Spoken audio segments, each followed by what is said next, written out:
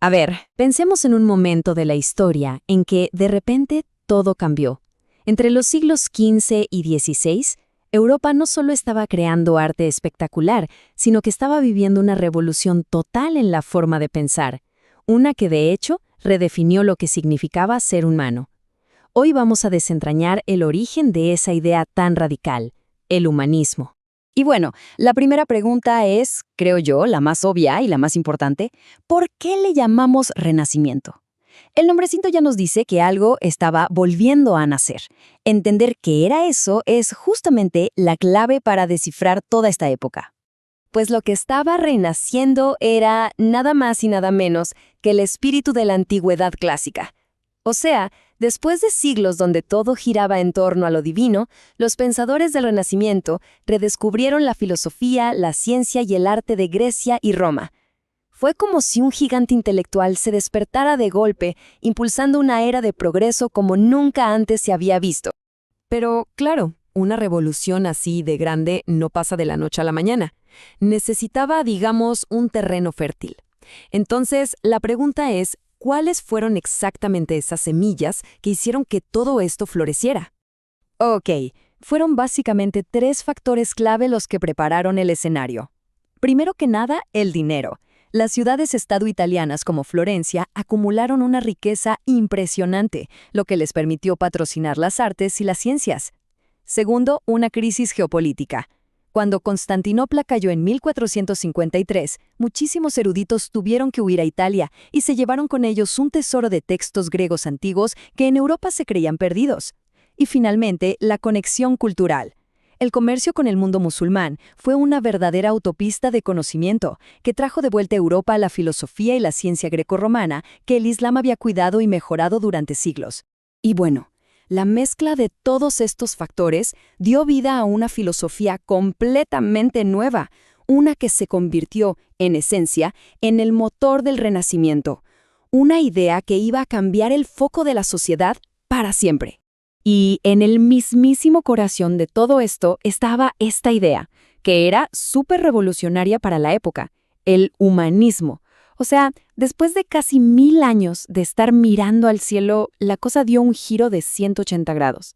El foco ya no era solamente Dios, sino el ser humano, su potencial, su inteligencia y su lugar aquí en la Tierra. Miren, este contraste visual lo dice todo, ¿eh? A la izquierda tenemos la visión medieval, donde la humanidad es chiquita, ¿no? Frente a la grandeza de Dios y la Iglesia, donde la salvación era algo colectivo. Y a la derecha, la visión humanista. ¡Pum! El individuo se pone en el centro del escenario y se le celebra por su razón y su potencial para lograr grandes cosas por sí mismo. Fue un cambio de perspectiva brutal. Ahora, si el humanismo fue el motor, hubo ciertos eventos y tecnologías que fueron como la chispa, ¿no? Los que aceleraron todo y lo esparcieron por Europa. Vamos a ver cuáles fueron. Fíjense bien en esta línea de tiempo. En menos de 70 años, ocurrieron 4 eventos que lo cambiaron todo. Una tecnología nueva que revolucionó la información, la caída de un imperio milenario, el descubrimiento de un mundo nuevo y una revolución religiosa que partió a Europa en 2. Cada uno fue como echarle gasolina al fuego humanista.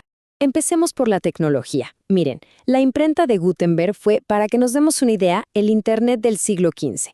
De un día para otro, los libros y, por lo tanto, las ideas humanistas se podían copiar en masa.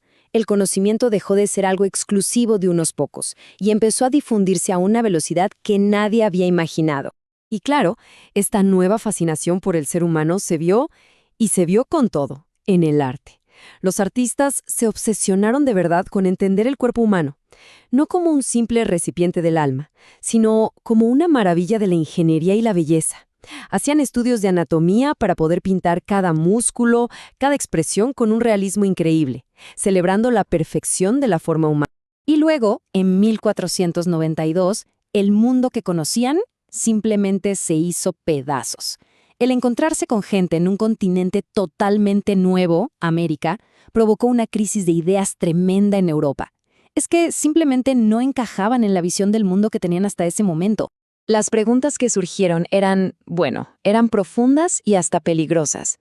Si la Biblia tenía toda la historia de la humanidad, ¿Por qué no decían nada de esta gente? ¿De dónde salieron? Su simple existencia ponía en jaque 1000 años de creencias y obligó a los pensadores a buscar respuestas ya no solo en la fe, sino en la observación y en la razón. Y por último, la Reforma Protestante. Lo que hizo fue llevar ese individualismo humanista al centro mismo de la fe. Martín Lutero dijo, básicamente, que la salvación no pasaba por la Iglesia, sino por la fe de cada persona. O sea, le puso la responsabilidad directamente al individuo, dándole un poder que no tenía antes y reforzando así la idea central del humanismo. Entonces, ¿por qué nos debería importar todo esto hoy? Bueno, porque las ideas que nacieron en el Renacimiento no se quedaron ahí, en los libros de historia. De hecho, son la base de nuestro mundo actual. Ok, para resumir. Vimos cómo la plata, el conocimiento antiguo y el intercambio cultural fueron como el caldo de cultivo para el Renacimiento. Su idea principal, el humanismo, cambió el foco de Dios al ser humano. Y esta nueva forma de ver el mundo lo transformó todo, el arte, la ciencia, la religión, y se esparció como pólvora gracias a tecnologías como la imprenta. Y todo esto nos deja con una última pregunta, para pensar. El humanismo nos dio una visión del mundo que ha durado siglos. Pero si miramos a nuestro alrededor hoy, en pleno siglo XXI, ¿sigue siendo el ser humano el centro de todo? ¿O quizás ha sido reemplazado por otra cosa?